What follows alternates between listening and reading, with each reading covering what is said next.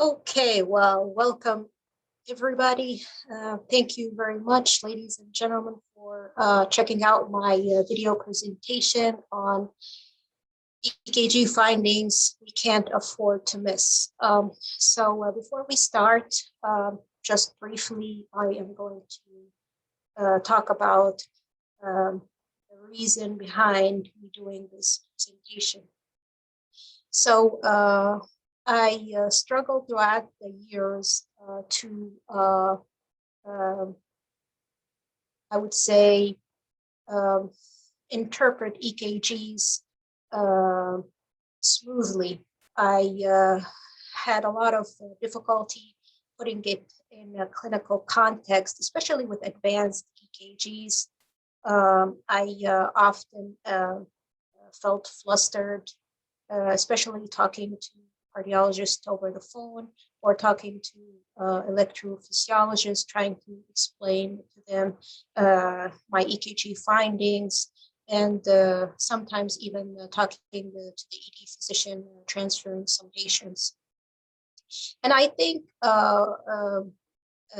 one of the reasons why I struggled is because I relied heavily on EKG patterns, pattern recognition in EKGs. It is important to identify, but the problem is when that pattern was slightly deviated from what I was used to, I would sometimes miss the diagnosis.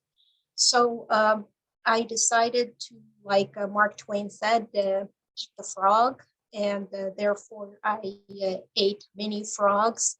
I started listening to hours and hours and hours of EKG lectures.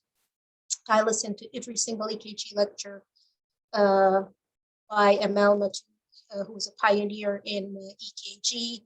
I practiced hundreds of EKGs, especially on a website, which I will be talking about later, which helped me a lot, called Life in the Fast Lane.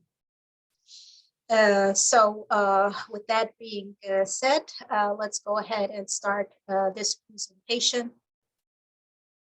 Okay, so the first slide is actually not EKG basics. This presentation really assumes that you do know the basics in EKG, but there's a couple of points I just would like to mention. So before reading an EKG, just try to know the clinical context first, because it's all about the clinical context. So you need to know the age of the patient, sex of the patient, and why is this patient getting an EKG to begin with. And then before you look at an EKG, try to resist the urge to just look at what's standing right in front of your face that is just standing out. You need to have a systematic and a consistent approach every single time you read an EKG, because if you don't, you will miss important findings on the EKG. And you can have whatever approach you want to. This is just my approach. I start with the rate and the rhythm, and I look at the axis. I look at the PR interval and the QT interval. I calculate the Bazet formula, which we'll talk about later, which is the corrected QT. I look to see if there's any right or left bundle branch blocks, and then I look to see if there's any ST elevation or depression. And like I said just a little while ago, avoid relying solely on pattern recognition, tombstone, dagger T waves, bunny ears, shark fins, peak T waves. So that will help exactly with what I just said, to be more accurate in your diagnosis. And I want you to raise your hand, folks, if, and I'm sure everybody had somebody that was extremely remarkable in their medical career that really just helped you and made an impact on your practice. And in my case was a cardiologist. His name is Dr. Madani. He was my attending in residency. And he told me, Amira, you can't find something if you're not looking for it. And since that day, I've been looking for that something. Many times I found it, but sometimes I just missed it. Okay, so the first diagnosis I want to talk about is diagnosing right ventricular infarction on an EKG. And I will start by saying how to diagnose a right ventricular infarction on an EKG. But I also want to talk about why is it important to diagnose right ventricular infarction in the urgent care setting. So that being said, in the presence of an inferior STEMI, so the patient has ST elevation lead 2, 3, and AVF. We're going to look at lead V2, and there's going to be an ST depression in lead V2. And you're going to look at lead V1, and it's going to be either an ST elevation in lead V1 or an isoelectric ST segment in lead V1. The elevation, the ST elevation in lead 3 is greater than in lead 2, or you can just do the right leads. So we'll talk a little bit about the right leads. So if you look at this picture, this is taken from the back of the patient. I'm just going to stand up just so you can see what I'm talking about. So on the left side, you have lead 4, 5,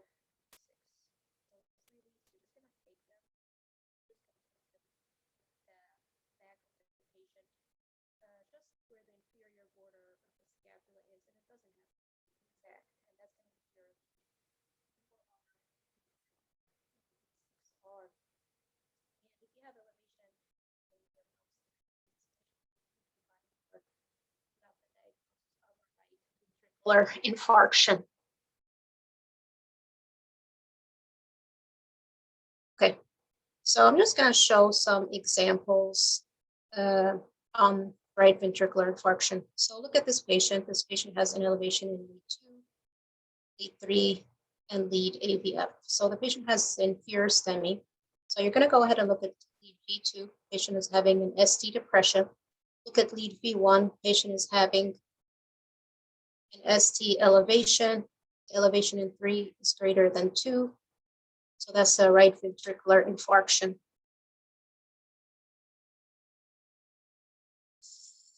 Okay, this EKG, another example.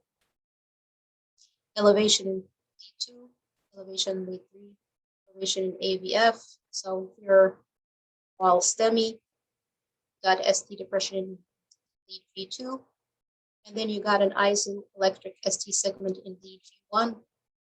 Elevation in 3 is greater than the elevation in 2. That's a right ventricular infarction.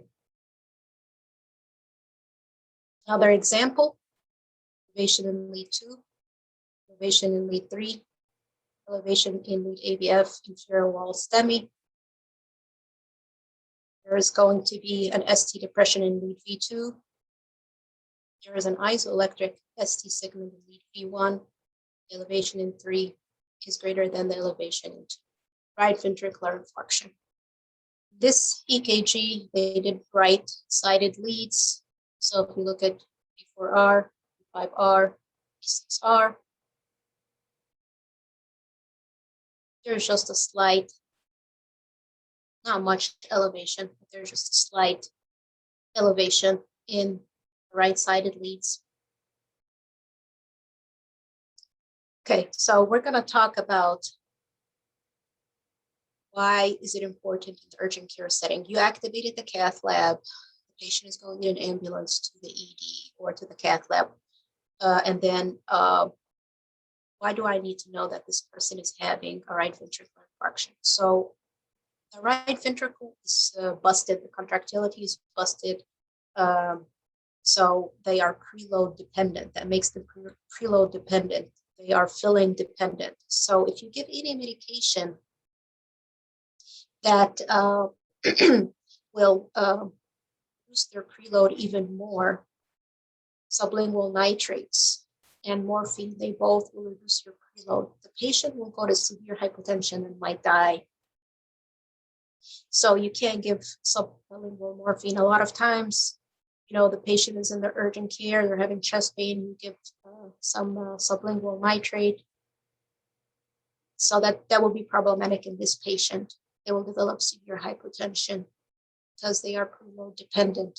The other thing is you need to give lots of fluids. So start an IV and start pushing fluids as much as you can till the ambulance gets there. You also need to tell the EMT not to give nitrates or morphine, which they often do ambulance. The other thing is because there's an infarction in the right ventricle, which is supplied by the RCA. The RCA also supplies your AV node. So this patient, might develop severe bradycardia pretty soon, or a third-degree heart block. So it wouldn't be a bad idea to put the pacer pads on the patient just in case. Sometimes the patient is sweating because of the hypotension, so the pacer pads won't stick very well. So you need to just let the ambulance know that they might need to give norepinephrine or dopamine on the ride. You have to understand that the patient is your responsibility until they reach the cath lab. So if they do crash, that's on you. My little personal story about right ventricular infarction. Patient had inferior wall STEMI. I did not recognize the right ventricular infarction. So I did give the patient sublingual nitrate. The patient had an IV. Patient in the ambulance, blood pressure dropped.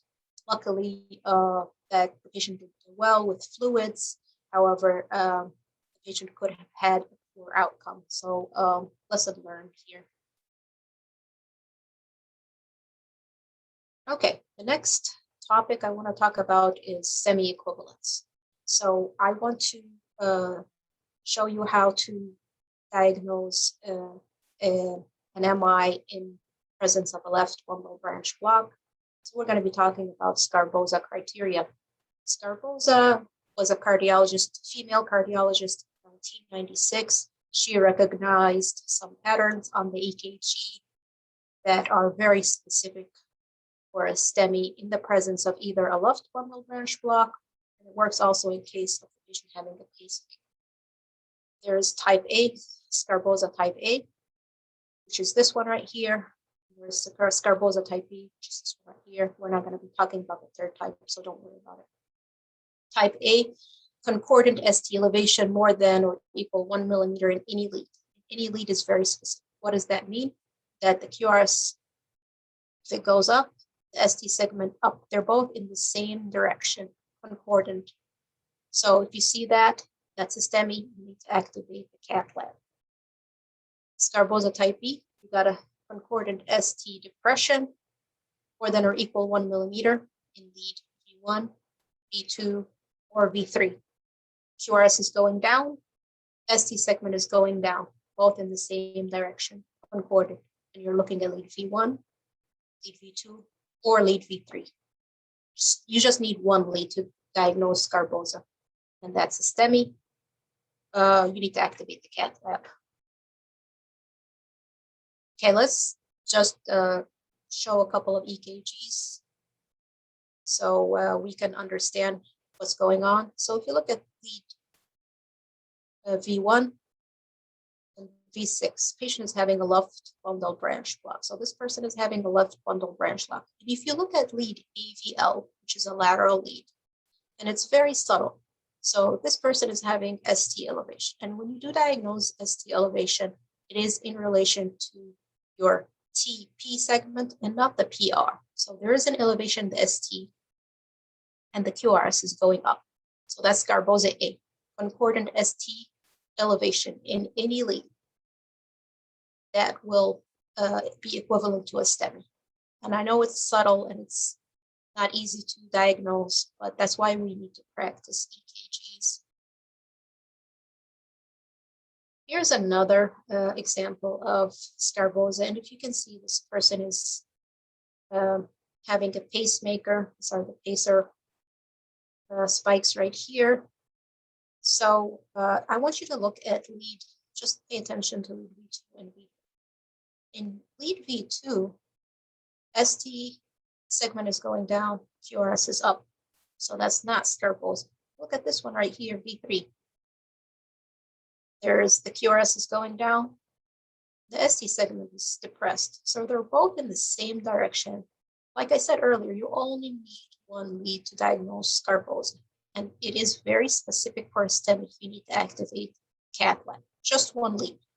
There's a couple of other findings I'm going to talk about in this EKG. So this patient is having ST depression in many leads. Inferior leads, they're having ST depression. They're having ST depression in the anterior leads. They're having ST depression in their lateral leads. So they're having these horizontal ST depression in many leads. They are also having these tall, broad R waves. See tall, broad R waves. I'm sorry, these are the upright T waves. You see the tall, upright T waves, and you see the tall, also the tall, broad R waves that are more than 30 milliseconds. If you see all the three together, horizontal ST depression, and you see the tall, broad R waves and the upright T waves,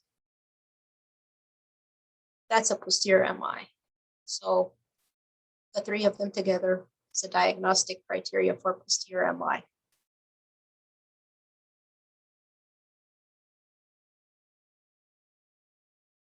Okay, so the next thing we're going to talk about is the winter T waves. And what the heck is the winter and why do I need to know anything about it? I'll tell you why. So often when you look at an EKG computer read, it will say non-specific T waves. Okay, sometimes it is non-specific, but sometimes it is a characteristic for something critical that is about to happen. Just the computer just can't recognize it.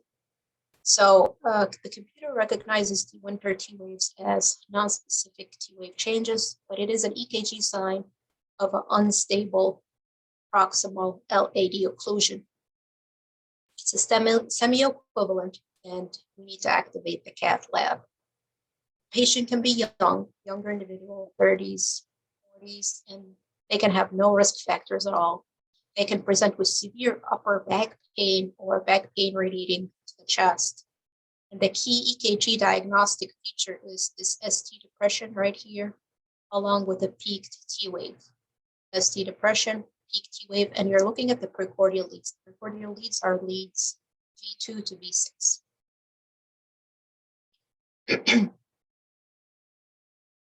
Okay, let's just show a couple of EKGs, just done as an example.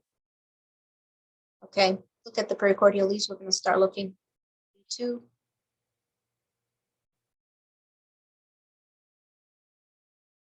There's a ST depression, tall peak T wave, ST depression, tall peak T wave. In the pericardial lead, look at this V4. This is a classic D winter. ST depression, peak T wave, V5, ST depression, peak T wave. Another thing I want you to take note of in this EKG is ST elevation in AVR. We're going to talk about that later, so just keep it in the back of your mind right now, but it's an ominous sign. Okay, there is another example of D winter. So V2, ST depression, tall peak T wave, ST depression, tall peak T wave, ST depression, peak T wave, ST depression, peak T wave. The ominous sign of ST elevation in AVR. D winter T waves, critical occlusion of your proximal LAD, is a STEMI equivalent. Okay. Next, we're going to talk about Wellens syndrome. Wellens syndrome is another important diagnosis that the computer will read as non-specific T wave changes. So there's two types of D winter. There's type A, which is the type I want you to recognize, because this is the common type. This is the type that the computer will read as non-specific T wave changes. Type B is hard to miss. If you look at these deep inverted T waves, they're really hard to miss. So I wouldn't really worry about this one. I think everybody will get this one right. So the type A is a biphasic T wave in lead V2 and lead V3. As you can see, the T wave goes up and goes down. T wave goes up and goes down, V2 and V3. And then type B, like I said, it's inverted T waves also in lead V2. So what is the clinical significance of this? The clinical significance, it's highly specific for critical obstruction in your proximal LAD. And these T wave changes, these biphasic T wave changes, you only see it when the patient is in their pain-free state. So they'll come to the urgent care saying, I had chest pain about an hour ago, but I no longer have any pain or back pain or whatever. And the troponins are negative in Wellens syndrome. And the reason why they're negative is this is critical obstruction, but it's not 100% obstruction. So maybe 90%, 95% of the proximal LAD. So if you repeat the troponins till the cows come home, it's going to be negative. So don't waste your time. Keep on repeating it. Medical management is ineffective. They need to go to the cath lab. That's the only treatment that will work. Okay. Let's try to identify Wellens in this EKG. So we're looking at lead V2, biphasic T wave in V2, another biphasic T wave in V3. That's Wellens type A. It's very clear on this EKG. Another Wellens syndrome, we're looking at V2, biphasic T wave, V3, biphasic T wave, Wellens syndrome. Okay, I'm going to briefly just talk about STEMI versus pericarditis. And the reason why I like to talk about it is very often it's very hard to just say, oh, this person is having pericarditis. You can miss some STEMIs if you do, because sometimes you're unsure, it's not that clear, and that's okay. No shame in that. When in doubt, please send the patient to the emergency room to get serial EKGs. Sometimes they will give you grief when you send the patient. Please don't worry about that. Do what's best for the patient. That being said, let's talk about the factors that strongly suggest the patient is having a STEMI versus pericarditis. If you have ST depression anywhere except lead V1 or lead AVR, it's okay to have depression in V1 and AVR in cases of pericarditis. Anywhere else, that means the patient is having reciprocal changes, and that's a STEMI. ST elevation in lead 3 greater than 2, that's a STEMI. If the ST elevation is either horizontal or convex upward, that's a STEMI. Q waves that are new, of course, that means that you have old EKGs you're comparing it to. And when in doubt, the best test of all is the test of time, to serial EKGs. Okay, here's our first EKG example of pericarditis. So this patient is having ST depression in AVR, that's okay in pericarditis. The elevation in 3 is not greater than 2, goes with pericarditis. Her ST elevation is not horizontal and it's not convex upward, that goes with pericarditis.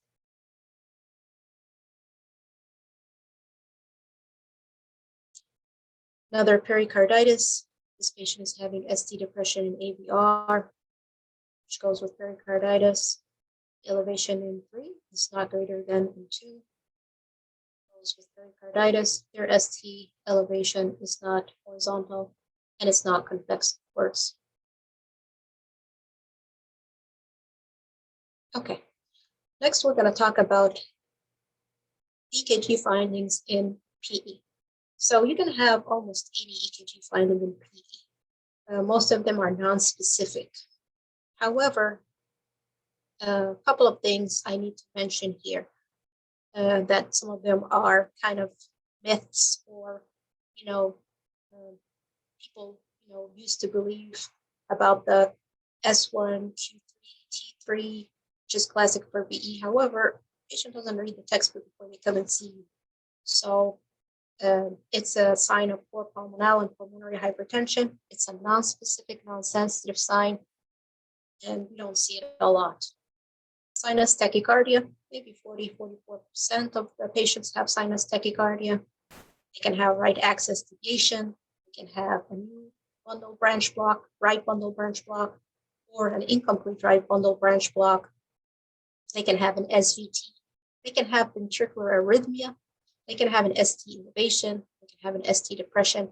And quite often, PE will stimulate acute coronary syndrome. So you would think that the patient is having an acute coronary syndrome. The workup is done for that. But if the workup is negative, don't forget to do the workup for PE. The one that I'm interested in is this last one, T-wave inversion, especially anteroseptal and inferior leads. So if you have T-wave inversion in both anteroseptal and inferior leads, I'll put money on the table. This is a PE. It's very specific if both are inverted, that this is a PE. And we're just going to show some EKG examples. Okay, here's our first EKG. You see how fast this rate is going. It's about 150. Patient is having sinus tachycardia. That lead V1, RSR prime. This patient is having a right bundle branch block. But look at this T-wave inversion in lead V1, T-wave inversion in V2, T-wave inversion in V3, and T-wave inversion in lead 3, which is an inferior lead. So they have it in anterior leads, they have it in the inferior leads. This patient is having a PE till proven otherwise. Another EKG, RSR prime, this patient is having a right bundle branch block. Each one is negative, AVF is positive, that's a right axis deviation. One has, you have an S in 1, you have a Q in 3, and a T-wave inversion in 3, that's S1, Q3, T3. But also the patient is having inversion of the T-wave in V1, 2, 3, 4, and look at the inferior lead 3. So both the anterolateral and the inferior lead T-wave inversion, that's a PE till proven otherwise. Here's another EKG. Look at these deep T-wave inversions.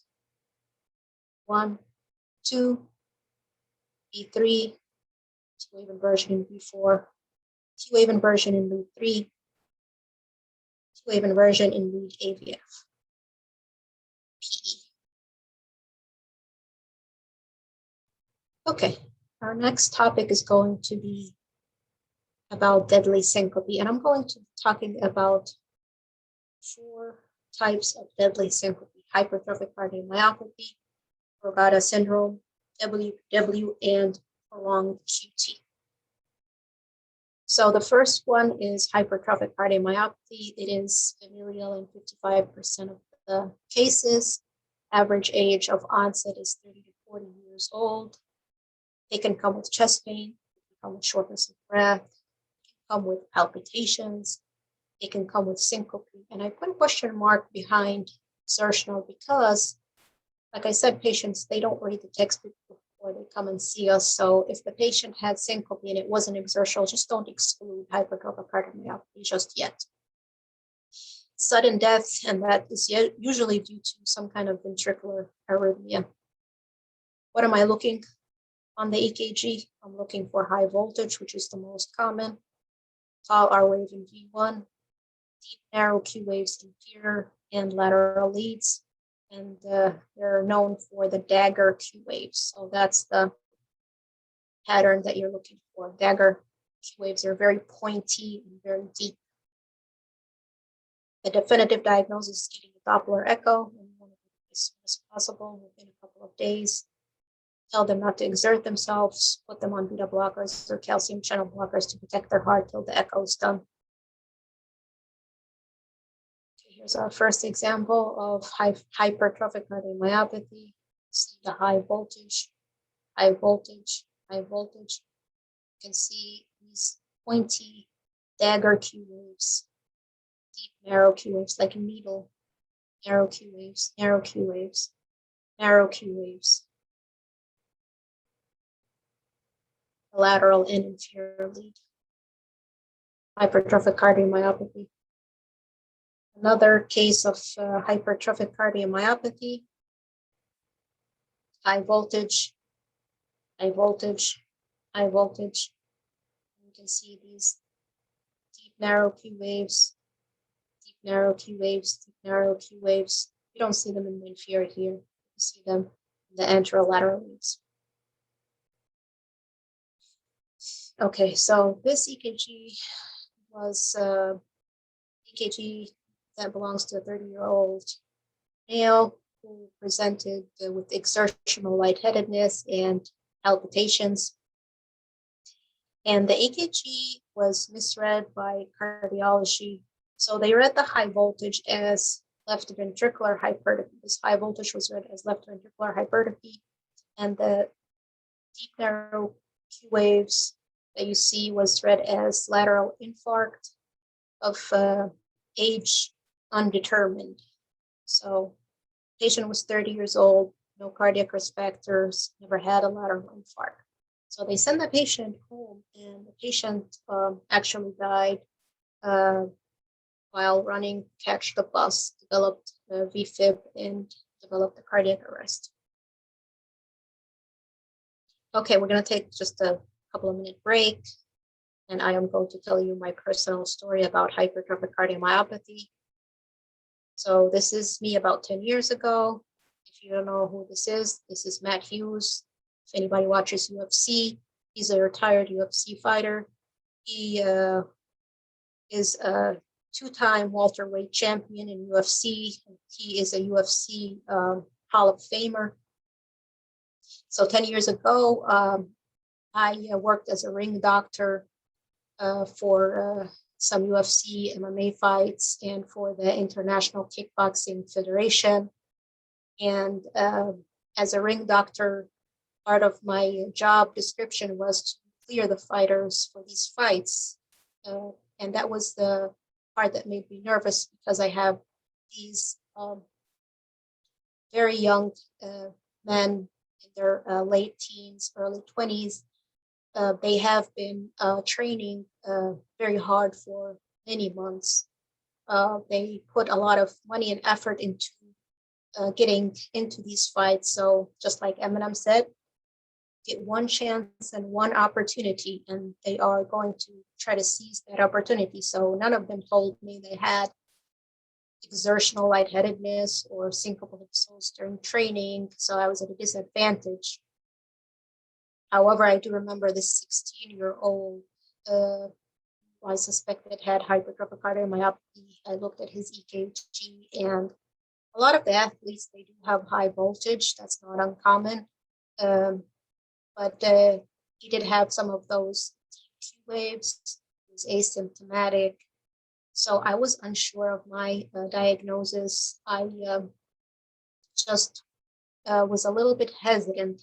I ended up disqualifying him for that fight for another reason. But later on, I found that he did pass out in one of the fights. Luckily for both of us, he did very well. He got his echo, he did just fine. However, that was another lesson learned. I ended up right away signing up for both a basic and an advanced EKG workshop with Dr. Kevin Brower, which is he's a pioneer in EKG interpretation, and wrote many books on EKG interpretation. So that did help me a lot to improve on my EKG reading and skills. Okay, so we're done with the break now. We're going to go back to talking about Brugada syndrome. They call it the sodium channelopathy disease. And it's a genetic mutation in cardiac sodium channel, and it's a lot more common than you think. They actually think that 20% of the sudden death is because of Brugada, and we're talking about people that do not have any structural heart abnormalities. The age of onset is around age 40. It causes VTAC and VFib. These people need an ICD, so we need to send them to electrophysiology. Antiarrhythmic medication have no effect on their prognosis. And they believe that the VFib episode is increased when the vagal tone increases, like during their sleep or if they have a fever. What am I looking at the EKG for? I'm looking at lead V1, I'm looking at lead V2, and I'm looking for either a right bundle branch block or an incomplete right bundle branch block.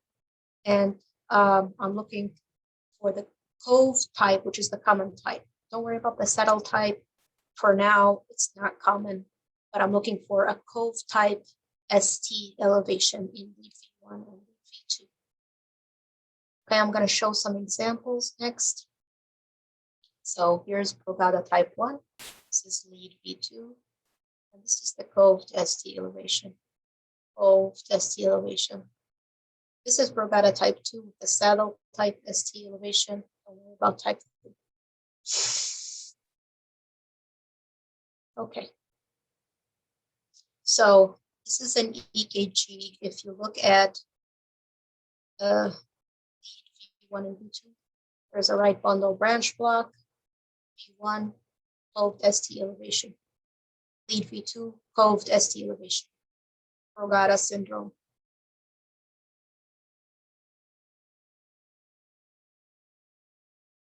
Okay. Next, we're going to talk about WPW, or Parkinson-White syndrome. And that is a combination of a congenital accessory pathway along with ventricular pre-excitation. So normally, you got the impulses, they go from the atrium to the ventricle, go through the AV node. But if the patient is WPW, some of the impulse will go through your AV node, but some of them will go through, we call it bundle of Kent. That's the accessory pathway. So you're looking for the triad of your PR interval is extremely short. So PR interval normal is 120 to 200 milliseconds. So anything less than 120 is short. We're looking for your QRS interval is wide, and you're looking for that delta wave. It's like a check sign, but that's your delta wave right there.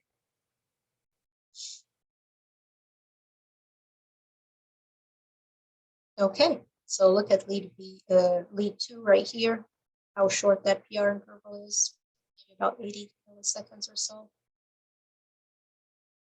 Okay, and then the QRS interval is a little bit prolonged. And then you got the delta wave, delta wave, delta wave. WPW. Okay, this is a 7-year-old with WPW, and it's not as obvious as the previous EKG, but they do have a short PR interval, less than 120. It's about 110 here, and they do have a delta wave. I don't see the QRS interval being prolonged, but they do have that delta. It's not as obvious as the previous EKG.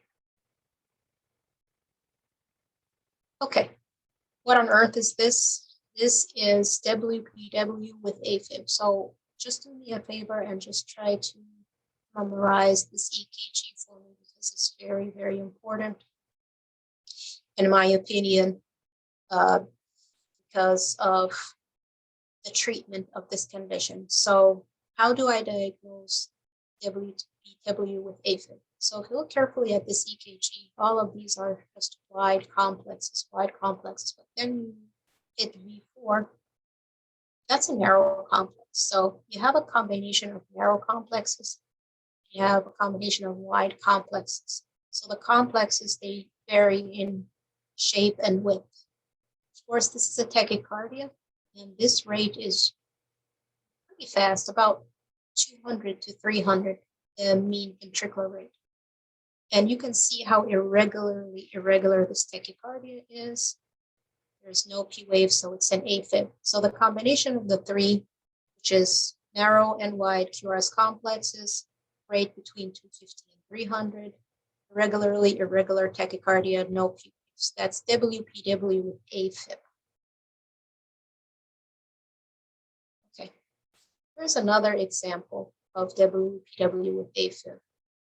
And if we look at this, okay, here we go. We got narrow complex right there, narrow complex, B1, B2, B3. These are narrow complexes. The rest are wide. Okay, what is the rate? The rate is between 250 and 300. Very fast for an AFib, for a regular AFib. That's an irregularly irregular tachycardia with no P waves. So why do I need to know about this? Well, the problem is, I know in the urgent care you probably are not going to be treating this, but if they come in and get an EKG and suspect that they have an AFib, and then the ambulance comes and sees this very fast rate, 250 to 300, and they might even think this is like a VTAC or something, or just an SVT. The problem is, let's go back to that slide. I'm just going to show you. Back. Okay, so in regular AFib, what you want to do is you want to give an AV nodal blocker to slow down the heart. So you can give a calcium channel blocker, you can give a sodium channel blocker, you can give immunorone, etc. Sometimes people give adenosine just to see if it's an SVT. In regular AFib, that's not a problem. That's how you treat it. But what if the patient has WPW with AFib? So the AV node here is the only thing that is slowing down their heart rate. Their heart rate is 250 to 300. If you knock out their AV node, all of the impulse are going to be going through this accessory pathway, about 600 beats per minute. So that's actually what they call in medicine a clean kill. So please don't do that.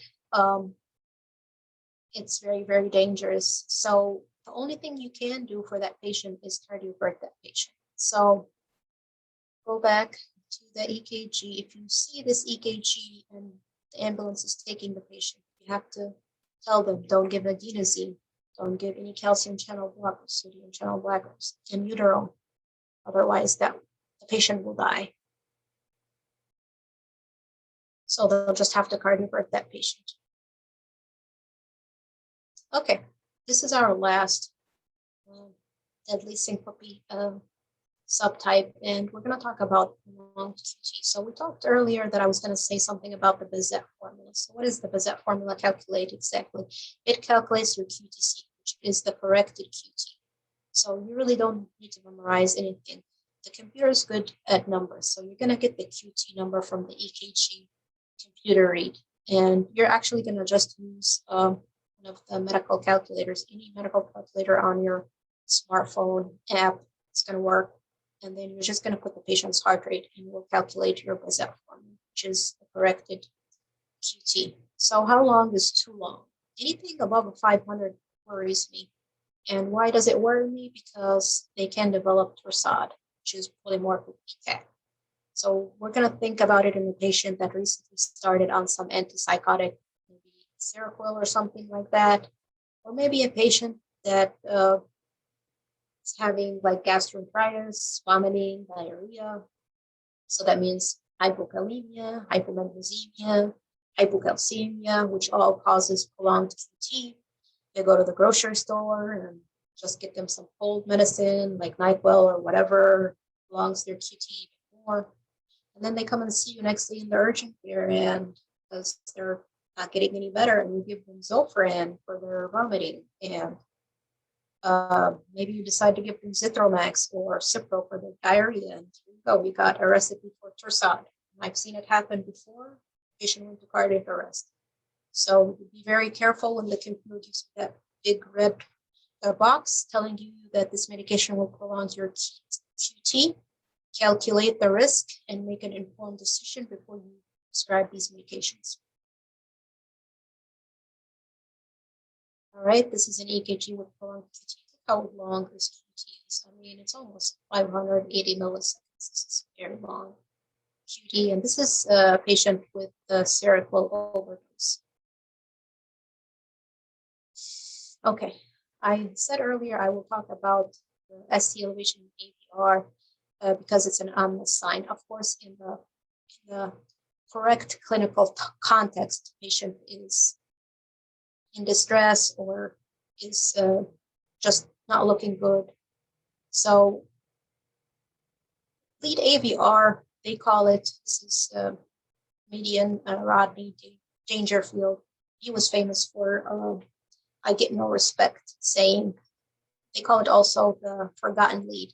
And the reason why lead AVR gets no respect is because it doesn't belong to a specific territory. It's not a lateral lead. It's not an inferior lead. It's not an anterior lead. It's not a septal lead. So it's in the no man's land. So, people tend to forget to look at it. So the clinical significance of ST elevation in AVR is usually something bad. Thoracic aortic dissection, sepsis, severe GI bleed, PE, hyperkalemia, lateral MI. In fact, if you have an elevation in lead AVR, and in lead AVR, you only need 0.5 millimeter elevation. You don't need a full millimeter. So 0.5 millimeter elevation in AVR, along with ST depression in lead 1, lead 2, lead V4, and V6, that is equivalent to a left main coronary occlusion or 3-vessel disease. So please keep it in the back of your head and start looking at lead AVR. All right, next we're going to do some cases, and I picked out 5 cases just to practice. And all of the cases that I picked out are young individuals. The reason being is if the patient comes in, like the urgent care, 69-year-old with chest pain, shortness of breath, dizziness, I'm going to send them to the ED. So most likely you're not going to keep that patient. But if somebody's young, 14-year-old comes to the urgent care with dizziness, and they look okay, you're going to keep them, work them up. So I don't want you to miss the important EKG findings on these individuals. So we'll start with the first patient is a 40-year-old male with syncope. So if you look at V1, patient is having a right bundle branch block, right bundle branch block.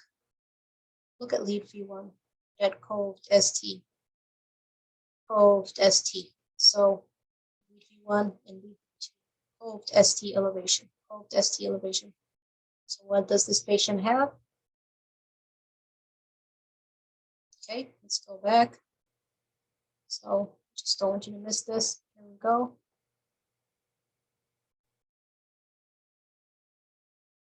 ST elevation. Patient has, that 40-year-old male with syncope has Brugada. Okay, our second case. Okay, so this is a 14-year-old female who presents following an episode of palpitations and dizziness. So if you look at lead 2 here, PR is very short. Short PR interval, QRS interval itself is long, and patient has delta waves. This is a 14-year-old female with WPW.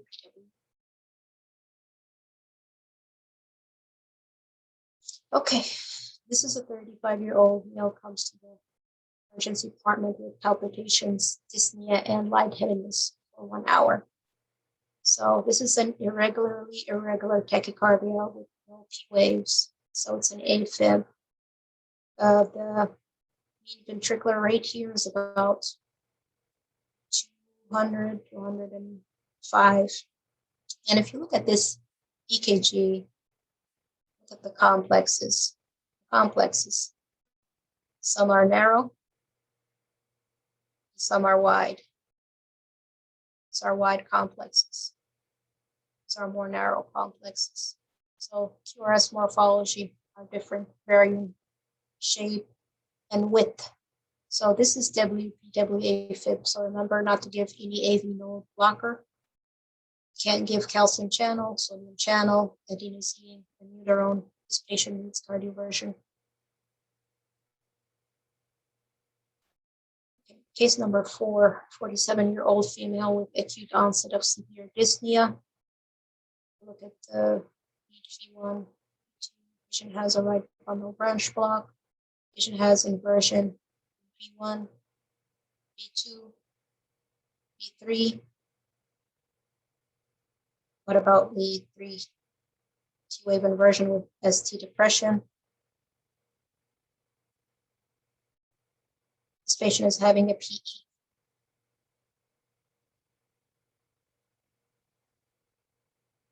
Okay.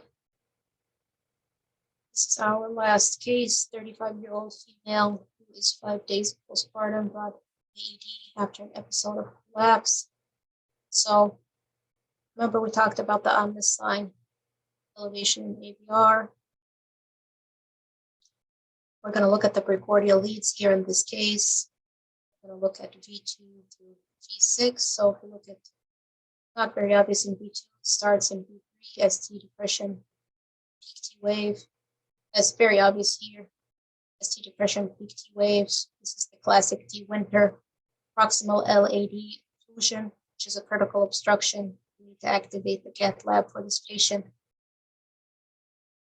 Okay, we're going to end this video presentation with a motivational quote. This is Les Brown. He's one of the best motivational speakers of all time, and he said it's possible. And he also said there is greatness within all of us, and it's our responsibility to manifest that greatness. So I believe him, and I think it is possible since my practice with EKGs, I've been able to communicate effectively with cardiology, pediatric cardiology, electrophysiologist. I've been able to directly admit patients from urgent care under their care, just solely based on my EKG findings that were very different from the computer read. I was able to send a young girl with WPW to electrophysiology. So I'm actually proud of my achievement after many years of struggle.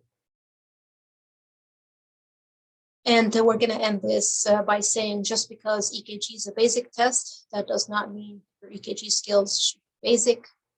And I just want to say that all of the EKGs from this presentation were taken from the website that I talked about earlier. Please check it out. It's called Life in the Fast Lane. It's a very good resource for studying EKG, and it's free. So please check this one out. The second website, Amel Matu, like I said, he's a pioneer in EKG. He's an emergency physician at University of Maryland, and he has a website called EKG Weekly, which is awesome. So check it out, please. And if you have any questions or comments, just go ahead and shoot me an email. I'd be happy to answer any questions. And with that being said, it has been a pleasure giving this presentation to you, and thank you very much.